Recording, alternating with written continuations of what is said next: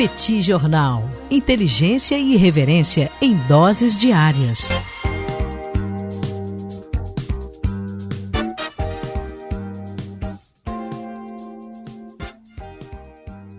Olá, gente. Bem-vindos, bem-vindas ao Petit Jornal. Esse é o bate-papo número 960. Estamos gravando numa live no YouTube do Petit Jornal. São exatamente 21 horas e 24 minutos da quinta-feira, 30 de outubro de 2025. Cá está a dupla de costume, a dupla que você conhece de cor. Tanguy, o Bagdadi animado, contente, preparado, revigorado, resiliente, retumbante, descansado, tarifado, mas negociando, mais buscando alternativas, mais conversando, mais articulando. O professor Bagdadi segue esperançoso. E temos também Daniel Souza, que é esse que vos fala. Ao longo dos próximos minutos, vamos repercutir os principais acontecimentos internacionais das últimas horas e tivemos um grande acontecimento. Tivemos o encontro de Donald Trump com Xi Jinping. O encontro realmente aconteceu e temos importantes novidades que serão analisadas ao longo do episódio de hoje. Tudo bem, Tanguy? Vamos a isso? Tudo bem, Daniel Souza? Vamos lá para esse bate-papo 960. Mais uma vez, um prazer estar aqui com todos vocês, acompanhado aqui do professor Daniel Souza. Não tem jeito, né? Ele tá por aí e tal, a gente inclui ele no bate-papo e tal, mas deixo boas-vindas também a todo mundo que está acompanhando a gente aqui nessa live do YouTube. Muito obrigado pela presença de vocês e a todo mundo que acompanha a gente pelo podcast, qualquer plataforma que seja.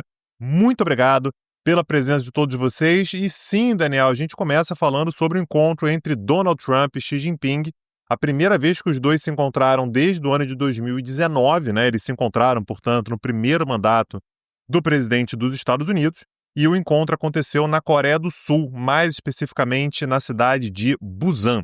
Eles permaneceram cerca de 1h30 juntos e tivemos avanços bastante importantes. Como sempre, né, Daniel? A gente vai ter que esperar para ver como é que vai ser a aplicação, né? O que vai avançar na prática daqui para frente, se vai ter mais atritos e tudo. Mas a gente teve avanços práticos, né, bastante importantes. Entre eles, Daniel, Donald Trump aceitando cortar tarifas que vinham sendo aplicadas sobre a China. Importante lembrar daquela pirotecnia que a gente teve um tempo atrás, né, tarifas de 100%, 150%, né, tarifas que chegaram a valores muito elevados. Mas na prática, quando você pega ali as tarifas que vinham sendo aplicadas na prática, estavam na casa de 57%. Esse valor, portanto, vai cair a princípio para 47%. Agora, com algumas contrapartidas que foram demandadas pelo presidente dos Estados Unidos.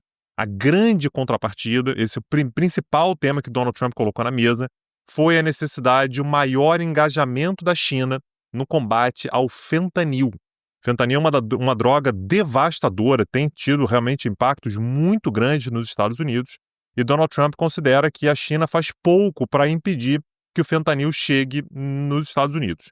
E, portanto, houve ali uma demanda de que a China precisa se engajar mais. E ele, inclusive, deu declarações posteriores, né? Donald Trump deu declarações posteriores dizendo que Xi vai trabalhar muito duro para parar o fluxo de fentanil. Então, chegaram a um entendimento de que, beleza, o Código de Tarifas está vinculado a paralisação ou diminuição desse fluxo de fentanil em direção aos Estados Unidos. Outro ponto, Daniel, eu queria te ouvir sobre isso, porque isso aqui é bastante preocupante para o Brasil, que é o compromisso de uma retomada da compra de soja dos Estados Unidos, ou seja, a China vai voltar a comprar soja dos Estados Unidos. Quero lembrar que é um dos principais produtos de exportação do Brasil para a China. Então, aí, Daniel, é matemática pura. Se a China vai começar a comprar mais soja dos Estados Unidos, me parece natural que isso gere uma certa preocupação para o Brasil, visto que é o principal produto de exportação do Brasil para os chineses. É verdade, Tanguy. E uma das contrapartidas oferecidas pelos chineses, aliás, o Trump não era nenhum segredo que ele pressionava a China para que ela voltasse a comprar a soja americana, e os chineses acabaram aceitando. Nós temos aqui um compromisso da China de comprar 12 milhões de toneladas de soja proveniente dos Estados Unidos até janeiro. E temos também o compromisso dos chineses de comprar 25 milhões de toneladas por ano dos Estados Unidos pelos 3 anos seguintes, até o final do mandato do Donald Trump. Na prática, isso não é uma boa notícia para o Brasil. Afinal, o Brasil aumentou os seus embarques de soja em direção à China. A China é um supermercado para a soja brasileira e agora a gente vai perder um pouco de espaço para a soja americana. E teve mais. Você teve os Estados Unidos suspendendo por 1 ano novas taxas sobre navios e guindastes chineses. Essa medida reduz custos e ajuda a normalizar o fluxo de cargas entre os dois países. E um tema que era absolutamente fundamental para os americanos, a China se comprometeu a suspender por 1 ano os controles de exportação sobre minerais e imãs de terras raras. Os americanos ofereceram como contrapartida suspenderem também por 1 ano a ampliação da lista de restrições de exportação a empresas chinesas de alta tecnologia. Na prática, os dois lados estão recuando e estão oferecendo concessões ao outro lado, como sempre se espera dentro de uma dinâmica de negociação comercial. É claro que o Trump sempre vai proclamar vitória, vai dizer que ele conseguiu um acordo absolutamente espetacular, mas é fato que a China realmente ofereceu ali alguns ganhos para os americanos. E esse é um ponto muito importante, né, Daniel? Essa questão da tecnologia, né, das terras raras e tal. A gente gravou um episódio um tempo atrás, né, foi um Petit Invest, inclusive, né, gravado numa sexta-feira, na qual a gente falou bastante sobre as terras raras, né? A gente falou sobre o tamanho da importância que a China tem, e a China colocou determinadas restrições que, como o Daniel falou, durante 1 ano vão ser suspensas, ou seja, os Estados Unidos terão acesso às terras raras, o que não vai impedir os Estados Unidos, claro, de tentar buscar alternativas, né, fontes mais seguras, que não dependam somente da China. Aliás, Daniel, essa questão tecnológica, ela foi um tema muito importante desse encontro também, porque havia a expectativa de que Donald Trump, no encontro com Xi Jinping, fosse anunciar como uma concessão para a China que os Estados Unidos retirariam todas as restrições à exportação de semicondutores produzidos por empresas americanas, produzidos nos Estados Unidos para a China. Tá? Então, a lógica é, os Estados Unidos estão restringindo a venda de semicondutores americanos para a China, o que para a China é um problema, né? Inclusive para esse mercado gigantesco de inteligência artificial, e havia a expectativa de que Donald Trump fosse retirar esse controle, ou seja, que os chips pudessem ser vendidos para a China com facilidade. Quem estava muito interessado nisso era a NVIDIA. A NVIDIA, Daniel, ela tem um dos seus chips, né, um dos seus semicondutores mais modernos, que é o Blackwell, que ela está doida para vender para a China. Só que o governo americano está travando, não vai poder vender para a China porque é nosso competidor e tal. Ao longo dos últimos dias, começou a rolar um rumor de que, nesse encontro com Xi Jinping, o Trump fosse anunciar que esses chips poderiam ser vendidos. E aí, Daniel, o valor de mercado da NVIDIA explodiu e foi para 5 trilhões. Daniel, trilhões com T de tatu. 5 trilhões de dólares de valor de mercado. Só para ter uma noção, isso é mais ou menos o valor de 25 Disneys. É um negócio inacreditável. A Apple, né, que é gigantesca, tem um valor de mercado de 4 trilhões. Eu já te falei isso várias vezes, que eu sempre acho que tem bolha aí. Mas 5 trilhões, né, Daniel, de valor de mercado. E quando a gente fala de 5 trilhões de dólares, é importante destacar que o PIB do Brasil é de pouco mais de 2 trilhões de dólares. Quer dizer, o valor de mercado de uma única empresa norte-americana acaba sendo mais do que o dobro do PIB brasileiro, que é a soma de toda a renda de todos os brasileiros, ou melhor, todos aqueles que residem no Brasil no período de 1 ano. Só para a gente observar... Rapidinho, só para completar, Trump não falou sobre a questão com Xi Jinping. Não falou. Então, havia expectativa, o valor da NVIDIA explodiu por causa disso, e no final das contas houve uma enorme frustração, inclusive para a NVIDIA, porque Donald Trump não falou sobre o assunto.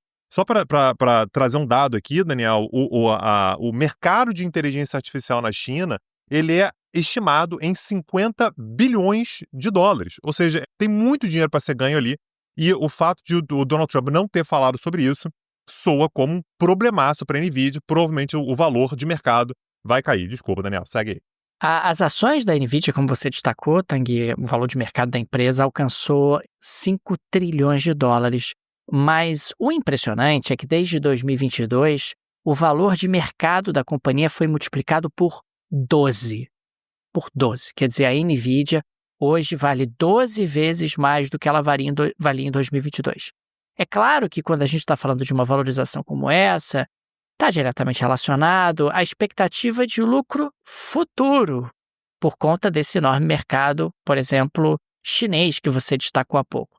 As pessoas apostam que a empresa vai aumentar tanto as suas vendas, o que vai levar a uma valorização do valor de mercado da própria companhia. Isso é uma aposta. Essa aposta pode se confirmar ou não. Se ela se confirmar, a vida segue, a aposta se pagou. Agora, se tiver algum tipo de percalço no meio do caminho, se as vendas não crescerem no volume que se esperava, se o mercado chinês se fechar para a NVIDIA, se você tiver algum tipo de desdobramento desse tipo, o que acaba acontecendo é que você vai ter que fazer um ajuste. E mais, tem muito dinheiro sendo colocado no mercado de inteligência artificial. Haverá espaço para tanta gente? Haverá espaço para tantas empresas? Essa é uma pergunta que está no ar. Ou existe uma bolha, existe um excesso de valorização dessas empresas? No início dos anos 2000, a gente teve a bolha das empresas .com. Muitas empresas desapareceram e outras sobreviveram e se tornaram gigantes, como foi o caso da Amazon, do Google e etc. Acho que no mercado de inteligência artificial pode acontecer exatamente a mesma coisa. Você vai ter empresas que vão desaparecer e você vai ter empresas que realmente vão cumprir ali as suas expectativas de crescimento acelerado ao longo dos anos. A grande questão é quais serão. Lá atrás, quando estourou a bolha das empresas .com, houve uma crise de crédito. Essa crise de crédito foi enfrentada pelo governo americano reduzindo a taxa de juros, aumentando a liquidez, o que levou à crise de 2008. Ou seja, bolhas, caso haja uma bolha no mercado de inteligência artificial, podem trazer desdobramentos macroeconômicos bastante sérios. Outras coisas foram tratadas, Daniel, e aí, paralelamente à questão tecnológica, né, que certamente a gente vai continuar acompanhando, são um compromisso de ambos, né, de expandir o mercado agrícola, né, o comércio agrícola entre eles. A gente já falou sobre a soja, mas é uma promessa, um compromisso um pouco mais amplo. Ambos se comprometeram também a trabalhar para resolver os problemas em torno do TikTok, né? A gente já falou sobre isso aqui outras vezes também. Os Estados Unidos se incomodam muito do TikTok, né, com o tamanho do mercado que ocupa nos Estados Unidos ser de uma empresa chinesa, né? Então diz que tem que ser vendido e tal. Então os dois prometeram que vão continuar trabalhando para encontrar uma solução. E a China também vai começar a comprar energia dos Estados Unidos, Daniel. Essa é uma notícia importante também, apontando para uma exportação de gás natural do Alasca para a China.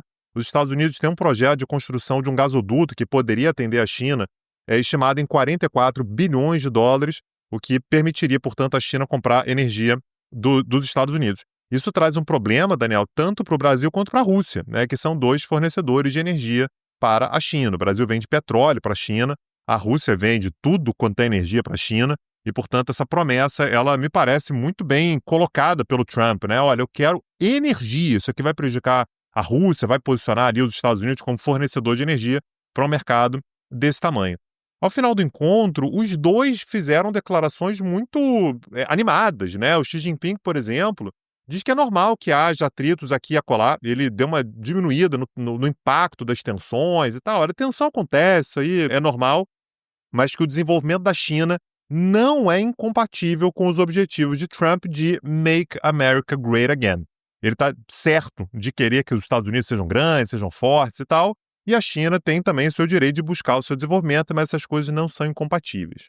Disseram também, Daniel, que o Trump deve ir à China em abril, então coloca na agenda aí, provavelmente ele vai para a China em abril, e o Xi Jinping depois se comprometeu também a ir para os Estados Unidos, não tem data ainda, mas isso pode acontecer, e o Trump saiu do encontro falando mil maravilhas, o que trouxe impacto para os mercados. Aliás, já vou deixar aqui o gancho, tá, Daniel? Vai ser o tema do nosso episódio de amanhã, o Petit Invest, que a gente grava sempre na sexta-feira de manhã.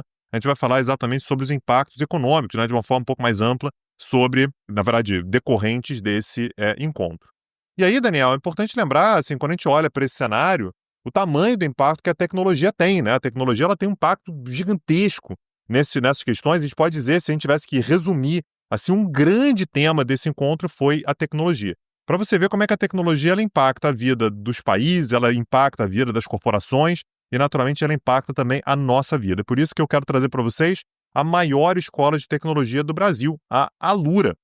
A Alura, Daniel, ela traz uma série de soluções, uma série de cursos, uma série de conhecimentos que você precisa para a sua vida cotidiana, para a sua vida profissional. Seja você iniciante, seja você uma pessoa bastante avançada e está com vários planos diferentes, inclusive agora, Daniel, planos de 2 anos, para você conseguir fazer aquela transição de carreira, né, de maneira paulatina, fazer isso sem pressa e tudo. E a Alura, ela vai te acompanhando ao longo da sua trajetória. São cursos que permitem que você saia do básico para o intermediário ou já do intermediário para uma coisa muito mais avançada. E a Alura te oferece 15% de desconto em todos os planos para você se tornar aluno da maior escola de tecnologia do Brasil, Daniel. Gente, link no descritivo desse episódio. Aproveitem, conheçam a Alura, que é a maior escola de tecnologia do Brasil e traz aí uma gama de cursos para os mais diferentes níveis de conhecimento em tecnologia. Tecnologia que é uma temática absolutamente incontornável para qualquer profissional moderno. Condições especialíssimas para os amigos e amigas do Petit Jornal. Link no descritivo. Daniel, antes de a gente continuar para o próximo assunto, eu queria falar só sobre mais uma coisa, né, que os dois conversaram. Aparentemente, né, eles devem ter falado sobre isso, porque Donald Trump saiu do encontro tratando exatamente de Coreia do Norte, né? Então, algum repórter perguntou para ele sobre a Coreia do Norte e tal, e ele disse que não tem conseguido conversar com Kim Jong-un porque ele, Trump, estava muito ocupado. Mas disse que voltaria a conversar com Kim Jong-un e que provavelmente vai voltar a falar com ele. Abro aspas, Donald Trump, né, saindo, portanto, voltando para os Estados Unidos, ali aquele contato com a imprensa ali no avião presidencial. Abro aspas, eu tive uma ótima relação com Kim Jong-un. Acho que, se eu não tivesse sido eleito, se Hillary Clinton tivesse vencido na época, ele não gostava dela. Aí ele é parênteses, né? Ele não gostava dela. Não gosto de pessoas além de mim. Não gosto de muitas pessoas além de mim, para falar a verdade. Acho que teria havido uma grande guerra, Daniel Souza. Então, Donald Trump, no momento em que se aproximou ali de Kim Jong-un, evitou uma grande guerra e, portanto, tá aí, Daniel. Podemos esperar um encontro entre Donald Trump, mais um encontro entre Donald Trump e Kim Jong-un. Os dois se encontraram 3 vezes durante o primeiro mandato do americano. Oteng, você sabe que Donald Trump é irresistível, né? Imagina se Kim Jong-un resistiria aos encantos de Donald Trump e ele gosta do Trump, não gosta da Hillary, não gosta do Ele não Biden. gosta de muitas pessoas, ele gosta de poucas pessoas. Mas dele, Donald Trump, o Kim Jong-un acaba gostando. Avançando aqui para a próxima pauta, Tanguy, eu queria destacar que o Javier Milei está com tudo. Depois da vitória nas eleições legislativas no último final de semana, ele agora está querendo endereçar a sua pauta de reformas. E 2 reformas super importantes estão prontas para avançar. É claro que para isso ele precisa ampliar a sua base no Congresso com forças do centro e também forças conservadoras, e especialmente setores do macrismo. São 2 reformas principais que o Milei quer levar adiante. A primeira delas é a reforma trabalhista. O Milei quer flexibilizar as regras de contratação e demissão, reduzir custos associados a litígios trabalhistas e enfraquecer a negociação coletiva. A proposta pretende aproximar o modelo de países liberais, reduzindo o poder histórico da Confederação Geral do Trabalho. No caso da reforma tributária, o objetivo é simplificar o sistema, reduzir a carga sobre a economia formal. Entre as medidas propostas estão eliminação de aproximadamente 20 tributos menores, redução do imposto de renda, revisão do sistema de coparticipação federal, que distribui o IVA e outros tributos entre o governo central e as províncias. Está longe de ser uma negociação simples levar adiante tanto a reforma trabalhista quanto a reforma tributária. A argumentação do governo é que a Argentina precisa dessas reformas. Afinal, tem vivenciado uma estagnação prolongada. O PIB argentino não cresceu significativamente desde 2011. A informalidade é muito elevada, cerca de 42% da força de trabalho na Argentina atua fora do sistema formal. Você tem uma carga tributária extremamente distorsiva, impostos sobre a economia formal acabam subsidiando gastos públicos e criando ali realmente uma série de distorções. É claro que O Milei quer reduzir esses gastos públicos. Você tem baixo investimento estrangeiro, quer dizer, a economia argentina acaba sendo muito pouco atrativa e oferecendo ali altos níveis de incerteza. O Milei quer endereçar a sua reforma, promete que vai facilitar contratações, demissões e, consequentemente, aumentar a formalização da economia argentina e também promete que vai reduzir impostos. É interessante observar, Tanguy, que o Milei, ao contrário do que muitas vezes se projeta aqui no Brasil, ele é completamente diferente da direita brasileira ou de todos os representantes que a direita brasileira apresenta até esse presente momento. O Milei tem uma agenda fundamentalmente econômica e ao contrário da direita brasileira, que tem uma agenda muito ligada a questões relacionadas a comportamentos, a agenda de costumes, e o Milei, a gente pode observar que tem respeitado aí questões relacionadas à institucionalidade, até porque a Argentina experimentou, digamos assim, uma outra dinâmica de enfrentamento ao final do seu regime militar. De qualquer maneira, é o Milei com a sua agenda, uma vez mais, a agenda econômica, esse acaba sendo o foco fundamental do presidente argentino, que agora se sente bastante fortalecido depois das eleições legislativas, onde ele teve um resultado surpreendentemente positivo de avanço nos votos e no número de cadeiras dos representantes do seu partido. Daniel Souza, tivemos hoje mais um movimento muito curioso, né, e perigoso, né, vamos colocar assim, por parte de Donald Trump. Ele estava indo se encontrar com o Xi Jinping, né, lá em Busan, e ele se locomoveu ao local do encontro de helicóptero. Enquanto ele estava no helicóptero, ele abriu o seu aplicativo da Truth, né, a rede social favorita dele, a rede social dele, aliás, né, e quando ele abre aquele aplicativo, Daniel Souza sai de baixo. E ele tweetou, né, ele trutheou, sei lá como é que chama isso, né, ele postou lá na Truth o seguinte, abre aspas, devido aos programas de testes de outros países, ordenei ao Departamento da Guerra que comece os testes das nossas armas nucleares em bases iguais. Esse processo começará imediatamente. Qual o contexto disso aqui, tá, Daniel? Ao longo das últimas semanas, a gente vem tendo determinados exercícios militares por parte tanto da Rússia quanto da China, que fazem exercícios, né, manobras e tudo, com mísseis que podem carregar ogivas nucleares, sem ogivas nucleares, né? Então, aquela coisa, a gente quer estar de prontidão, então aquele míssil que pode carregar uma ogiva nuclear está sendo utilizado ali em exercícios militares. Donald Trump, ele vai além, e o que ele diz é que ordenou que o Departamento da Guerra faça testes com armas nucleares. Só que, ao mesmo tempo, ele diz em bases iguais. O que isso quer dizer? Ninguém sabe. Ninguém sabe exatamente o que ele quis dizer com isso. Então, o primeiro cenário, né, foi que ele quis dizer que a gente vai fazer a mesma coisa que Rússia e China vão fazer, ou seja, a gente tem que voltar a fazer testes ali com mísseis, por exemplo, que possam carregar ogivas nucleares para estar tudo de prontidão.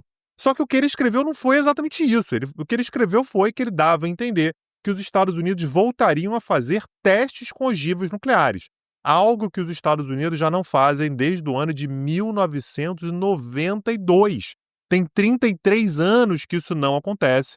E ele continuou, né? Aí foram perguntar para ele, e ele começou a falar sobre ogivas nucleares, ou seja, dá a impressão que ele realmente está falando sobre testes com ogivas nucleares. Ele começou, Daniel, a Rússia é o segundo país mais poderoso em termos de ogivas nucleares. E a China, uma distante terceira, mas que nos alcançará em cerca de 5 anos. Em termos de quantidade de ogivas nucleares, Daniel, ao que se sabe, claro que a transparência aqui não é o forte, mas a Rússia é reconhecida como um país que tem mais ogivas nucleares, muito embora sejam ogivas nucleares que muitas vezes não são tão modernas. Os Estados Unidos estão ali no segundo lugar em termos de quantidade de ogivas, né? Mas tem um arsenal mais preparado, né? mais moderno, o que também não quer dizer muita coisa, tá? Ninguém vai pagar para ver, não, Rússia, pode mandar aí que não é tão eficiente. Continua sendo bomba nuclear do mesmo jeito. E a China, de fato, Daniela, ela tem uma fração do que Estados Unidos e Rússia têm, ainda que a China, de fato, tenha, ao longo dos últimos 5 anos, dobrado o seu arsenal. Então, assim, Rússia e Estados Unidos têm mais de 5 mil ogivas nucleares, a China passou de 300 para 600 e parece, né, que é um movimento realmente para ampliar bastante a quantidade de ogivas nucleares que a China tem. Agora, Daniel, se isso acontecer de fato, se os Estados Unidos voltarem a testar ogivas nucleares depois de 33 anos, você pode esperar que outras potências vão fazer a mesma coisa, né?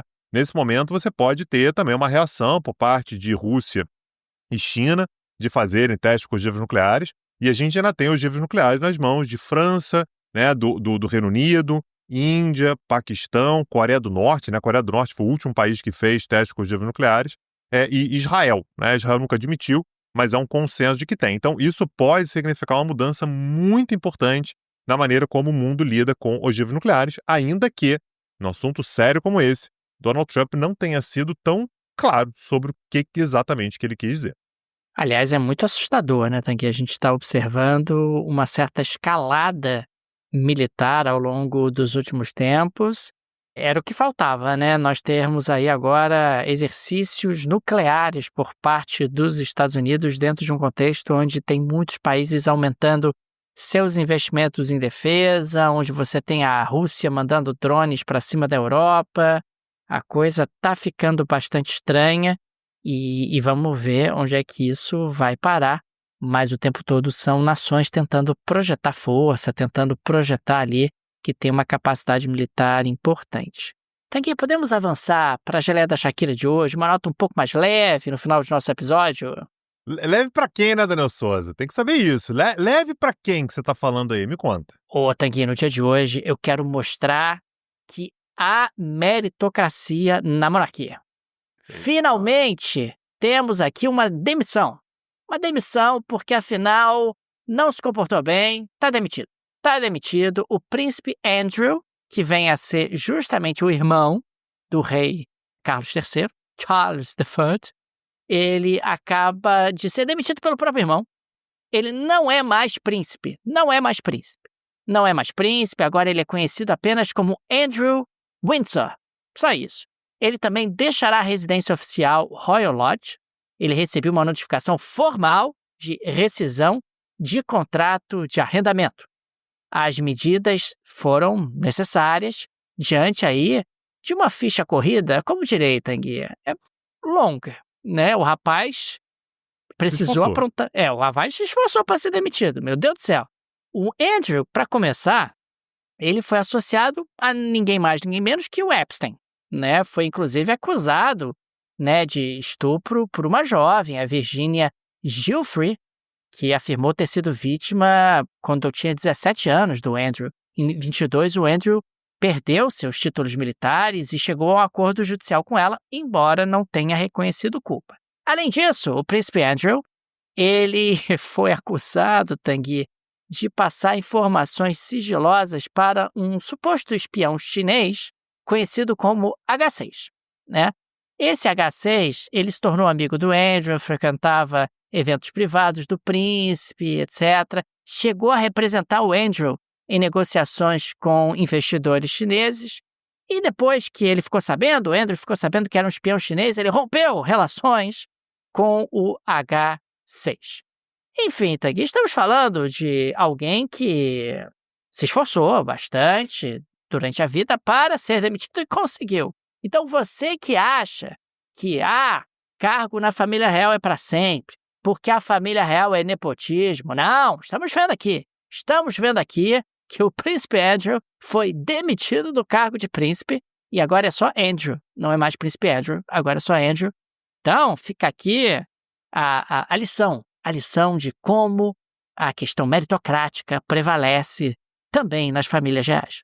Perfeito. E agora me chamou a atenção a quantidade de desculpas, né, que o Charles estava meio pedindo para ele ali, pô, tive que fazer isso, né, mas continuação da família e tal, né, mas infelizmente, pô, não vai dar e tudo. Eu tenho certeza que ele vai passar por dificuldades agora, né, Daniel? O ex-príncipe Andrew vai passar um aperto aí, viu? Vai ter que... Ele foi demitido do cargo de príncipe, mas não foi demitido do cargo de irmão, imagino. Perfeito. Né, ou de filho da Bebete II, também não pode ter sido demitido. Então, ele vai continuar circulando ali, né, Tanguy? Acho que a vida vai ficar muito apertada para ele realmente daqui para frente. Vai ser a vida difícil. Agora, se as pessoas quiserem saber sobre Reino Unido, Daniel, tem curso lá no Petit Curso, tá? quiser saber a história do Reino Unido. Aliás, a gente tem um curso inteiro sobre o Reino Unido, que a gente fala sobre Inglaterra, Escócia, Irlanda e Gales. Ah, mas eu nunca imaginei que alguém fosse me ensinar nada sobre Gales. Está lá, tem uma aula sobre o país de Gales, para você ver, né, o tamanho, ali, a importância que a monarquia tem. A gente fez essa discussão de forma bastante alongada, né, lá no Petit Cursos, assim como de vários países europeus, assim como de vários países asiáticos, latino-americanos, africanos. Tudo isso está lá no Petit Cursos. Acessa lá, petcursos.com.br, dá uma olhada no catálogo, que eu tenho certeza que você vai curtir. Várias, mas várias das aulas que estão lá vão te interessar. petcursos.com.br. Fica aqui também o nosso agradecimento aos apoiadores e apoiadoras do Petit Jornal, vocês que ajudam a manter esse projeto de pé. Fica o nosso carinho, o nosso abraço, o nosso muito obrigado a cada um de vocês. O Petit é uma mídia pequena, não tem nenhum conglomerado por trás, nenhuma produtora por trás, e por isso a ajuda de nossos apoiadores é tão importante, e por isso registramos aqui o nosso agradecimento a cada um deles. Fica também o convite, se você gosta do nosso projeto, se ele faz diferença na sua rotina, considere nos apoiar. No descritivo desse episódio tem várias alternativas. Tem a chave Pix para apoiar o Petit Jornal. A chave é petijornal.bj@gmail.com. Uma forma prática, instantânea de apoiar o Petit Jornal. Dá inclusive para ativar o Pix recorrente.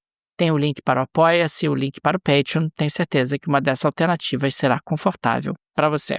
É isso, Daniel Souza. Amanhã estamos de volta no Petit Invest. Nos vemos. Um abraço. Até a próxima. Valeu. Tchau, tchau. Petit Jornal. Inteligência e irreverência em doses diárias. Acesse www.petijornal.com.br.